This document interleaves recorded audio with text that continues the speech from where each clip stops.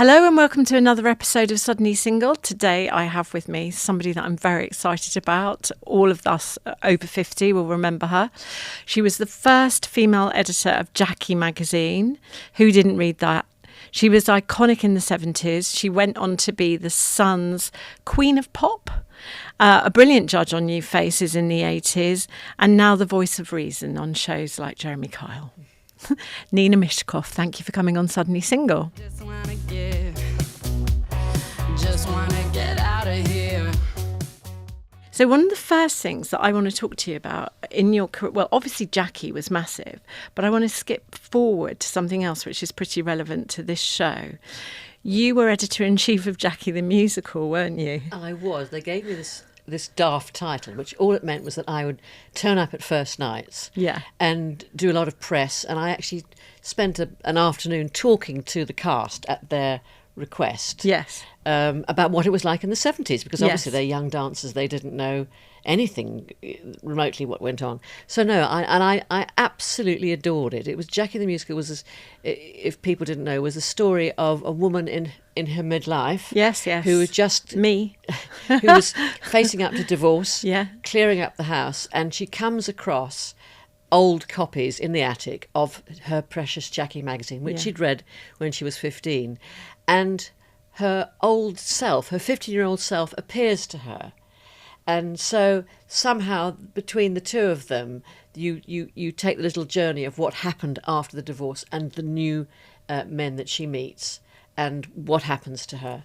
And it's getting advice really from Cathy and Claire, the problem page in the old days. That everyone turned to Cathy and Claire because we were talking earlier and I told you that Liz Jones was a massive fan, and she told me, because I used to work for her, that that's where she went from ponies to being interested in boys. She used to read the back of the magazine to find out how you get your first snog. But I don't think she was alone in doing that, was she? No, she wasn't. She wasn't. I mean, when you look back at those pages, they are so innocent. It was all romance. There was almost nothing sexual. And we didn't, because DC Thompson's was printed by, it was the publisher who printed it, and they're very old, traditional Presbyterian, if you like, family Scottish firm set in Dundee in Scotland. And so they were always very keen on looking after the wee lassies. And so that was the whole thing. You had to have a sense of responsibility, which I did, because my mum had been a school teacher. Yes. My mother always used to berate me and say, I don't know why you're bothering with that stupid pop rubbish. You're a good teacher lost. Miss Brodie. Yes. And so that obviously came out to me, because I had this huge responsibility of all these young minds, really. Yes. And you knew the power that you had, because they were like little sponges, wanted to learn about life. But you've interviewed so many people, and we'll get on to some of them, but some of the big stars for Jackie were Donny Osmond, who I was a fan of, and David Cassidy, who... Were you a fan of David? Because you did quite a few interviews and things with him. I interviewed them both, and I interviewed them both later in life, and knew them a little both. Yeah. And if you fancied Donny, you didn't fancy David. Exactly. It was almost like you'd row with your friends over it. Donny's much better looking. Absolutely. I don't know where I was going with that. But. They were both as cute as hell. They really were. Yeah. Donny was marginally younger than Dave. I think David was sort of 19 and Donny was maybe 15, 16. And people say, which one did you fancy? And I'd say, well, neither, because I was older than that. And they weren't my crushes. Yes. People find that hard to believe, but I was in my 20s. When I was interviewing them. I wasn't that much older. I was only about a decade older than the sort of the readers. So I knew exactly, and I could look at a picture of Donny Osmond and know what they fancied. I could look at a picture of David Cassidy or stand in the wings watching him in his little kind of faux Elvis white jumpsuit and wiggling his bum on stage and know exactly why they fancied him and why they were screaming.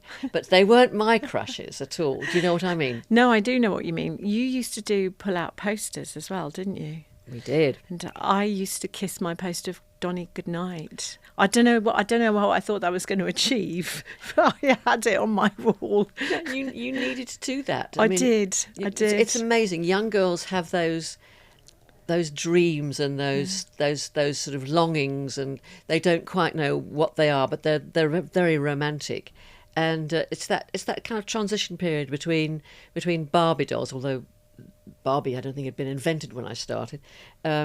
Barbie dolls and bondage somewhere in between. There's a Jackie reader, yes. Not knowing who she is, where she fits into life, how she copes with best friend turning against her, how she copes with her parents or school, and that period of adolescence, I suppose, but finding out who you are, that seems to have gone for young girls today. I really think it must be awful to be a teenage girl now, and there's no help really. Well, so there's apps, and they meet in the weirdest way. Really, I find it quite impersonal. And the reason I started this show was Suddenly Single at 50. There was no internet when I was last single.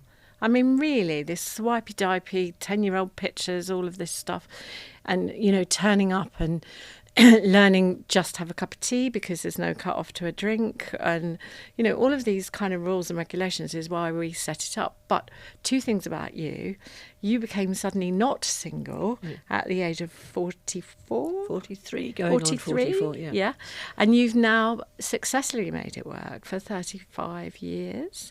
So what would you say is the one piece of advice that you would give to someone like me? It's relax. Okay. The thing is, when I was single till I was 43, really, basically. Yeah.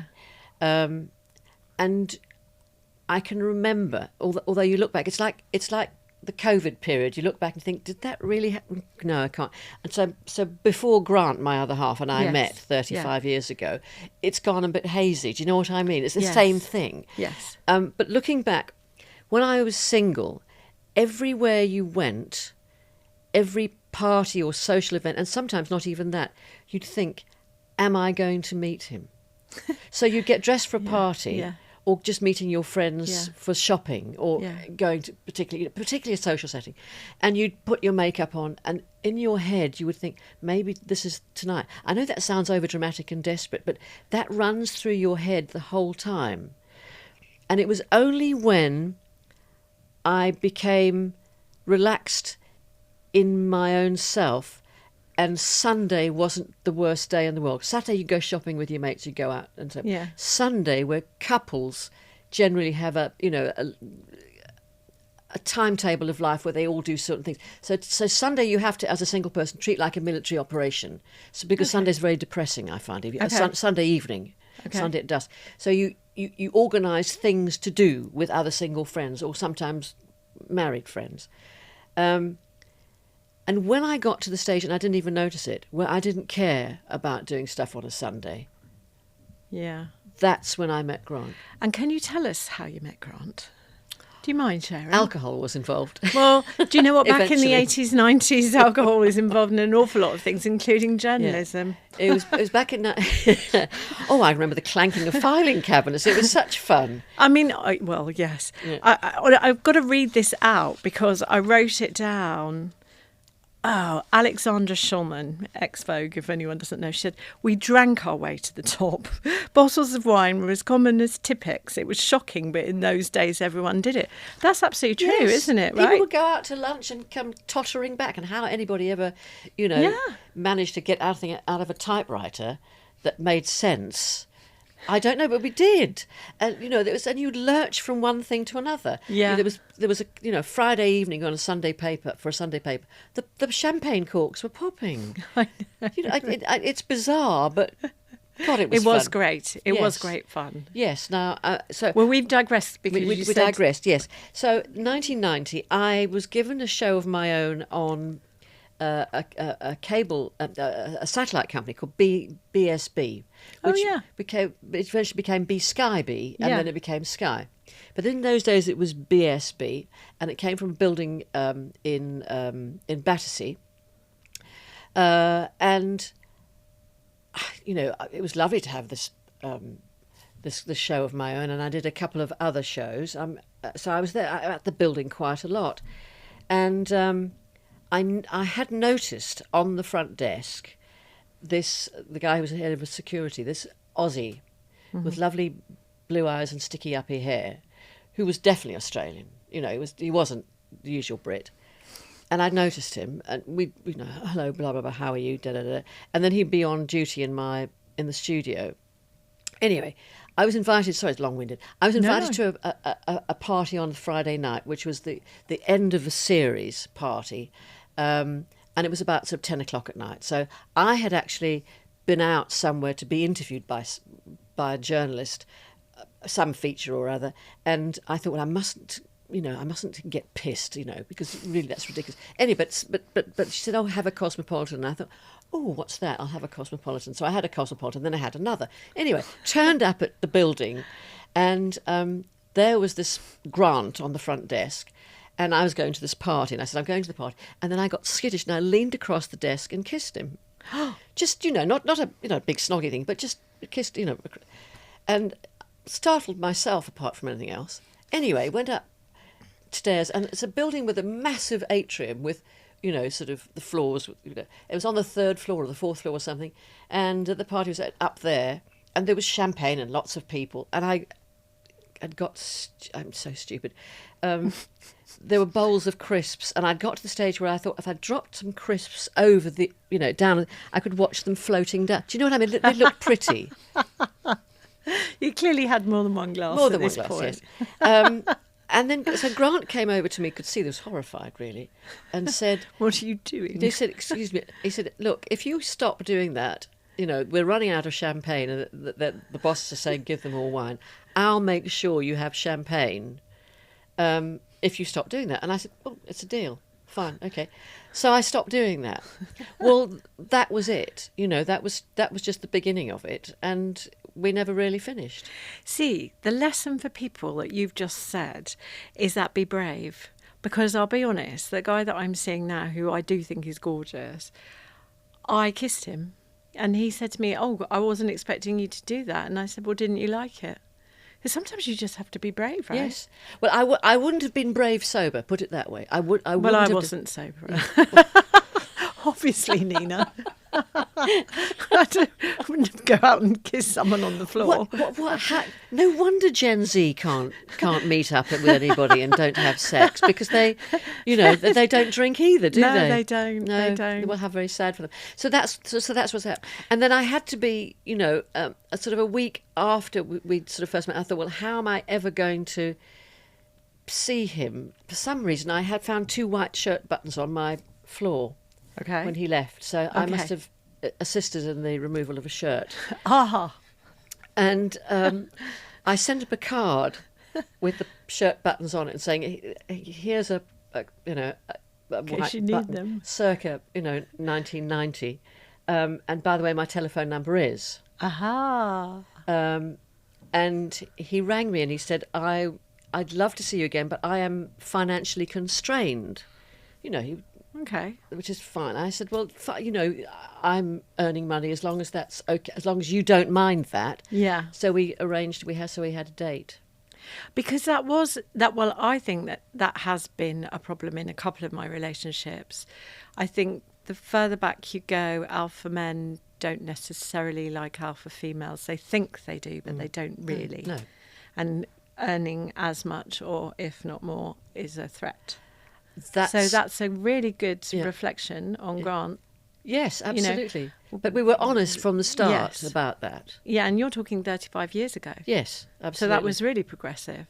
But he's an Aussie. Yes. Do you think that had something to do with it? It has an Aussie has a lot to do with it. His mum Joy was a very strong woman, and she brought him up to respect women and to and also to cook apart from anything else. Yeah. So she'd look after himself, but also to be a human being and to see women as human beings. Yeah. Can you tell me how you celebrate meeting Grant? Because it's June 29th, because we never married, so we haven't got a wedding date to celebrate. So June 29th is the night we met and the night we got together. Yeah. So we go to a balcony somewhere. It's probably abroad, because we travelled somewhere, in Crete or blah, blah, blah, go to the hotel balcony or somewhere. and we buy a bag of crisps, and I throw the crisps over, and we have a glass of fizz, because that's how we met, with me chucking crisps and a glass And of him champagne. asking you to please stop that behaviour. Yes, exactly. But no, we throw the crisps every June 29th. Any particular flavour? No, not really, actually, because I can't remember what that flavour was. So, but I wouldn't waste. I wouldn't have Torres crisps. I don't think I'd waste the truffle Torres on that. But who knows if that But was. you the only just thing to thought have. that would look really pretty, like Yes, tinsel just or floating something, down, floating yeah. crisps. Yeah, Yeah. floating crisps. So how high up in the hotel do you go to? I A think bar? if it's a bar, fantastic. Or a rooftop's nice. Third floor is about high enough. Second's not high enough. Third or fourth. Okay. Be a professional at this. Okay. Obviously, you became suddenly not single at 43, so that meant you kissed quite a few frogs, yeah? Not that many frogs. No? I don't know. I was never very good at being the sort of woman that, I was never very girly.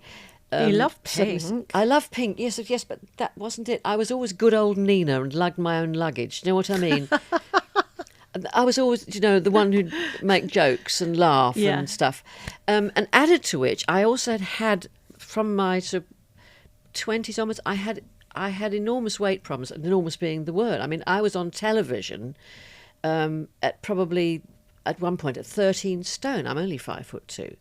So I was actually on New Faces one season where I'm really big. And I know that if I'd met Grant at that stage, I don't think he'd have fancied me. I mean, I'm not saying that would makes him shallow, or it's because it doesn't. But I wouldn't have been the person that I wanted to be to meet somebody. So if you have something like that, and here's another bit of advice: if you are worried about, being too large, or there's something about yourself, sort it out. Easier said than done. No, I think you're right, and I think we need to be realistic. But my mother, when I was young, she told me when I was about 16 that I was the plainest and fattest of her children, and she wasn't quite sure what to do with me. And she really drummed it into me that if I wanted to get a nice boyfriend, etc.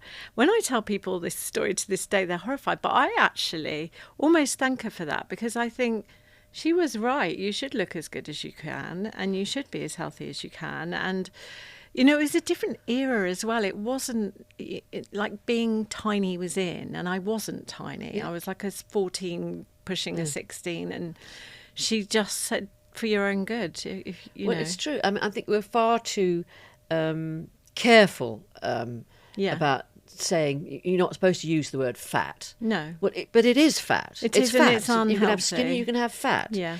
And the more we've dressed it up and dollied it up and kind of lied about it, the bigger people have got. Yeah, yeah. It hasn't helped, has it? No, but we've now got the jab. Well, well, that's fine for people if it works for them. But I see so many faces that you think, well, what the hell happened to you? Well, I guess, but I mean, I don't know. I sit on the fence on it, because I think it's unhealthy either way. Yeah. Because the thing is, why are you overeating? Ask yourself that. Is it just to fill some kind of emotional hole? Or is it just because you like the taste of things, or because you're just an old slob? Okay, right. Are you lazy? This is why you are the voice of reason in Britain. Are you lazy? You know. Oh, I need to pick a bone with you on that one. Go on. You have said people that do their makeup on the train are selfish and lazy.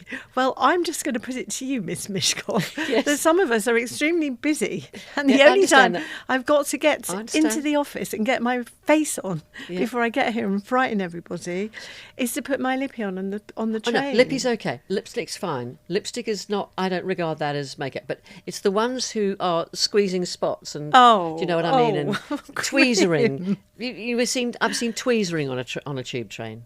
Oh. Yeah. Oh, and just dropping there, right? Okay. No. All right. I'm But with no, you. you're fine with lipstick Okay. because you're allowed to do that. You Yeah. can sit in a restaurant and do I lipstick. can do mascara and everything. I've got my Not- little eye not- makeup. No, not the mascara. Why not? I'm busy. I understand that, but get up 5 minutes earlier. I already get up at 6. Get Can't up at 10 too. When I do Jeremy Vine, Yes. What time do you have and to I get get up? makeup there, 4. the car comes at 6:30. I'm up at 4:45. I'm awake at 4:45. Okay. And then I'll have bath and do my own makeup, and I do my own makeup and hair, and take my makeup with me just in case, because sometimes things go wrong. Yeah. Sometimes there's no electricity in the building, which is what happened once. Sometimes the makeup, who knows? So you've got to be prepared for everything. Okay. Can we go back to what Yes. it was like being a woman in journalism in the 80s and 90s? Because you were extremely successful. I mean, that is the root of everything that you've done, and the people that you've interviewed. Tell us about some of the fabulous stars that you've interviewed. Oh, well, I mean, Freddie Mercury. I went to Freddie Mercury with Yes. with Freddie Mercury to Queen doing South America at his request. I met Elton John when I was 21 and he was 20. I interviewed Lionel Richie. I interviewed Elton was somebody I'd almost travelled the world with, but just any name that you care to mention on that era, okay. I interviewed. I went to China with Jean-Michel Jarre before China was open. So it was Yoko Ono. Tell us about dancing with Yoko Ono. Oh well, that was more recently. I mean, that's probably about this century certainly. I interviewed Yoko probably about 25 years ago at the suggestion of her PR, who thought we'd get on well, which we did, and it was for I think it was for the Mail on Sunday magazine, right? And I had all the preconceptions that everybody has about her. She's really, really tough. She broke up the Beatles. She is gorgeous. She is a woman's woman. She's gossipy. She's warm. She's fun. She'll lean out and touch your knee, and she'll have a laugh. But she's also very, very warm, kind, spiritual, charitable. Thinks very deeply, but she's also a creative artist. She was an artist then, and only now is her art being recognised for what it was. She was always, John's wife. So she had an exhibition at MoMA in New York. Oh, yeah. And I was going to New York to pick up an award, and I say that with great pride. I'm sorry. You've won quite a few awards. Some. This was for a Radio 4 programme I made about a musician called Rufus Wainwright and his family, and it won the New York International Festival of Radio Award in the music category, and I went to New York to pick it up. So knowing I was going to New York, I was going to write another piece about it, so I said to the Mail on Sunday, would you like a travel piece, and shall I write about all the cultural things that are going on, rather than saying shopping or just sightseeing? There are lots of cultural things going on. And I said, one of them's Yoko Ono. And he said, oh, yes, write about that. Anyway, so I rang up Yoko's PR and said, look, I'm going to be in New York. Can I go to the exhibition? Because I want to add it in the piece. And back came, well, Yoko would like to show you around herself. So I said, wonderful, okay, we'll meet. And I'd met Yoko over the years. And she said she hopes your jet lag will work with you. Can you meet her at 5 a.m. at the Museum of Modern Art in New York? And I said, fine. Right. Why? Fine. She said, because she's doing this installation there, which is going to be a dawn installation. It's going to be echoed round the world as the time changes in different museums. Oh. So we turned up there at 5, and there she was. She came out of her limo, little thing with her hat on and her cleavage, and so big smile and a big hug, took us upstairs to the exhibition, and she walked round saying, look, that's where John and I lived, and this was our first apartment, and this here is blah, blah, blah, and da-da-da-da-da. And they came to me and she said, Yoko, we have to go now downstairs. She said, oh, no, she said, no, the dawn waits for no one, Yoko, you have to, So down we went. There was a stage with a DJ and an audience of 800, mostly young people had bought tickets for this. And so she went on and made a little speech and said that she threw away what had been written for her. And she said, I hope you enjoyed getting up, because you need to mix this about. Don't always get up at the same time. Do it different times. Do it. So this is 5 a.m. This is good for you. You've done something, And so they were all cheering, and she turned to leave the stage, and the DJ started and she started to dance a bit. Then they all started to dance, and so they were all dancing, and she was up on stage, these 800 people, and she looked to where Grant and I were standing at the side with the sort of the entourage and other people, and she went. So Grant and I suddenly turned, and there we were on stage, sort of at dawn, dancing with Yoko Ono in front of 800 people. I mean, how could you ever imagine that was going to happen in your life? Well, I couldn't. No, I couldn't either. No. I couldn't either. Now, I know you like a dirty burger, or you Yes. like Five Guys. Yeah. And that is a date night for you and your lovely other half who's with you today. But where else would you go for a romantic meal? What's your favourite food? Do you do date night? We don't really do date nights. I mean, we don't have that sort of relationship. We unlike a lot of couples, we spend all our time together. That's what we do. That's what we like to do. It's not like he goes out to the footy or something. We both loathe sport, so that was very lucky. So we both like the same cultural things. So we'll go out to a museum, or there's all that makes. So that's important in a relationship. Yeah. So we like the same things. We pretty much like the same movies. We like the same telly. Pretty much the same music, and not that we're clones of each other, but we understand each other. And I would rather spend time with him than anybody else. I mean, still when he walks through the door, my little heart still gives a leap. Oh, Or I see him somewhere. That's the same thing as when I saw him sitting at that desk at BSB. I looked across and there he was. So it's the same thing. that is lovely. But he told me something about himself that I think a lot of people watching will find quite unusual. He doesn't have a mobile phone. No. So do you have a mobile phone? Oh yes, You do? yes. And are you scrolling while he's not? No, not at No. all. I mean, I'm not on social media. Okay. I did Twitter when it was Twitter for Jackie the Musical, Yes. because that was selling something. Yeah, But yeah. otherwise, I'd seen no need to post pictures of myself or my breakfast I don't understand that at all. I'm not interested in that. So I use it for phones and texts and emails and WhatsApp. That's it. Or Google Maps, say. Yeah. But otherwise not. But yes, it is quite frustrating sometimes, because if we are parted or if he's at work, I can't get hold of him if there is something. But I just know I can't get hold of him, and that's that. Yeah. So if there's something that would be a worry, I would just deal with it like you deal in the days before mobile phones. Just sort it out. Do you think it's a bad thing for young kids to have mobile I think it's phones? dreadful. I would actually go the Australian way and ban smartphones for under 16s. I really would. Because it exposes them to all sorts of things. The trouble is parents are addicted to their phones as well, so they feel guilty about trying to curb or curtail their children in that way. And what they've done, this generation has been subjected to, is they've had access to all sorts of things they shouldn't have access to. I mean, if a 14-year-old girl went to her mother and said, "I'm going to see a live sex show," the mother would go crazy. But all she has to do is open her phone and she sees it, and she's sometimes forced to see it at school. Yeah. How can you allow your daughter or your son to be... I once did commissioned a feature in Jackie called "Who Influences You?" Because although we were about... I love that. We were all... Going to steal it. Yeah, well, fine. Go for it.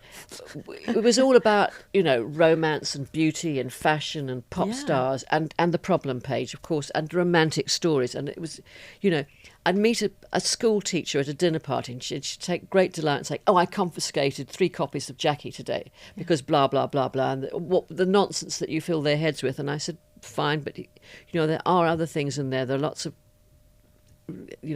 well-written pieces. The ratio of words to pictures is very high, which was important to me. And I was thinking about it, and I thought, well, let's have a piece that says, "Who influences you?" Mm-hmm. And basically it said, your parents influence you, your school teachers influence you, your friends influence you, DJs on the radio influence you, people see you on the telly influence you, and we influence you. Hasn't really changed. So has think it? about no, it hasn't. So think about but it has changed, because what what influences them is the phone. And anything from the world can come through that phone. Anything. And they are constantly being judged, feel they're being judged. They are constantly subject to things that shouldn't be, that they shouldn't have to deal with. It's completely wrong. And I, future generations, I don't know if they will hopefully look back and think, well, that was madness. They might do. I mean, generations often reverse, don't they? Yeah. We do it one way, they do it the other. Yeah. I mean, like we were saying earlier, most kids don't drink these days. Yeah. My daughter and I like Safi and Adina. She goes, Mum, what time will you be in? And please don't drink too much. Nina Myskow, I'm going to ask you to play a game with me. Yes, It's called the Suddenly Single Honesty Box. Yeah, I'm coming up. Botox fan? Would you have anything done? Have you ever had anything done? I've never had anything like that done. Never had it done? No, never. Oh. I mean, I think it's absolutely fine if you want to do it. And Botox, I think, is the least of the ones. But what I can't abide are the looks the tweakments that make a woman look like a blow-up doll. Oh, what you mean, the fillers that they've had too much, and the too much for bad the lip lips, job. the lips, The bad lip job. because yeah, that's that just I like a never, blow-up doll. never. Why do you want to look like a blow-up doll? No. I mean, men like that presumably, because I it looks like a don't think blow-up they doll. do. I don't think they do, and I also think that young girls, you forget what you looked like, and they have too much, and they all look the same. Don't you think? Yes. There is a sort Yes. of look. It's not a bad look, but it's almost a non-human look. And what's the thing with the big arses? Oh, yeah, well, those, I don't know. I mean, who would want a bigger backside? I've just never got that one. No, I mean, because there used to be the thing, does my bum look big in this? That was always the Yeah, it nightmare, the was. terror, Yeah, yeah. I had Dr. Hilary Jones in here the other day, and he was telling me that not only is butt lift still a thing, but people who can't afford it are getting it done illegally in toilets. And I said, God, I can imagine it, like some sort of, I don't know, why would you go to a toilet and let someone that you don't know is even using safe medicine inject you in the bottom to look bigger? That's because they've been influenced Oh, yeah. social media, Do you know what? You're right. You are right. because that's the images they see. When you're subject to constant images like that, you think, I've got to look like that. Yeah. Brains or body? I don't think you have to choose both, but ultimately it comes down to brains, doesn't it? Yeah, I think so for sure. Yeah. Because the You're body, lucky if you get both. You're lucky. You're lucky. Yeah, I am. You lucky. got both. I've got both. But the thing is, as you get older, Yeah. it comes down to brains, doesn't it? I don't know if it does necessarily. I think it comes down to that thing that you don't get on an app, which is the initial attraction. You know within a few seconds if you fancy someone or not. Absolutely. And that has always been to me, regardless of their looks. I mean, I've had various looking boyfriends, but it is something that you can't really quantify. No, you can't quantify and things that look good on paper. Yeah. Friends. Not that friends ever tried to put me together with somebody. I don't know why they didn't, but I didn't have anything like that anyway. But if you try and do that, it just doesn't work. Generally, I don't think. So you never got sent out on a blind date? No, I didn't. I mean, dating wasn't the sort of thing I did. I just, once I was. That's why you were so successful. Well, I don't know if that's why I was so successful, but I suppose I wasn't sidetracked. But on the other hand, I wasn't throwing myself into my work because, hey, I want to be. No, but you had the hours. Yeah, So I've always. Didn't want to split it. I've never taken a day off sick in my life. Oh, well done you. No, I mean that sounds so. No, pretty, it doesn't. I it? don't think I have either. So No. work was important to me. Work is still important to me. Work, in a way, still validates me. Otherwise, I wouldn't do it. But no, I just wasn't the sort of person that people asked out. Yeah. I wonder why. I think you were ahead of your time. No, I was just. I think I was off-putting. I think because I was successful, but B, Yeah. I was always joking. I was always capable and confident in what I was doing for myself. So it would take a very interesting person to be able to get through that sort of barrier. I think, and also women back on newspapers in the 70s, definitely in the 80s, were almost pioneers, I felt. Looking back, I guess we were. And we were very lucky in that we were treated as much as equals as you could be. Yeah. Because if you could do the job, you Yeah. could do the job, and that Yeah. and that was that. Yeah. But it was, and you were actually, I suppose, working amongst a newsroom full of men who, and the You never dated anyone in the newsroom? God no, they were animals. Well, they could get a little drunk and raucous. I remember having some terrible things said to me. I'm sure you did too. Oh yeah, I mean, Yeah. awful. But Yeah. I mean, Yeah. but the thing is, I didn't. I suppose if I'd fancied somebody, I would have. But I didn't fancy anybody. Yeah. You know, it was. It would have taken quite a lot for people to ask me out. So, what's your hope or dream for 2026? Got any big ambition you still want to fulfil?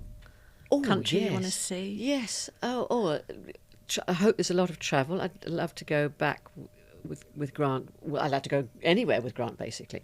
Yeah. But I'd love to do another more. Sounds really ancient. Say more cruising. I love. Oh, I love a cruise. Cruising. And I've been lucky enough to do several cruises. Not that we've had to sort out ourselves, but cruises where I've been employed to give a talk. Mm-hmm. And that's fantastic because they fly you there somewhere. You're there on a week. All you have to do is one 45-minute lecture and then a 45-minute Q&A, and you have this fabulous life for a week. It's fabulous. And I do a talk called "Too Late to Die Young" because that's what I am. Oh, you definitely. That's very funny. When can we go and listen to that one there? Well, you can get Cunard to put you back on it? Yeah. Well, I did the Oh. Queen Mary too. And the other thing is, I'd very much like to do a podcast again. I love interviewing people. I've been very good. I've been interviewed today, but what I love. Very good. I've been allowed to talk, but usually I can shut up. What I love is that moment of interview when somebody tells me something that I didn't know they were going to tell me, and better that is that something they didn't know they were going to tell me. That's that moment that I love, and. That's quite a good piece of advice for dating as well, actually. Be quiet. Let them do the talking. What I gather from when I read about dating is that in this age group is that men are so busy talking about themselves they never ask a single question. So if any men are watching this, for Christ's sake, ask a question. Yeah, any question, guys. Any questions. Just Any question. any question that shows any interest at all. Just, so that you know that there's something in there that's worth pursuing. Oh, Nina Take it past a Myskow. cup of tea. You have been an absolute pleasure. Thank you for coming on Suddenly Single. Well, thank you for asking me. As I say, I was subtly not single. And Yes, but that's what we would like to be, Yeah. suddenly not single.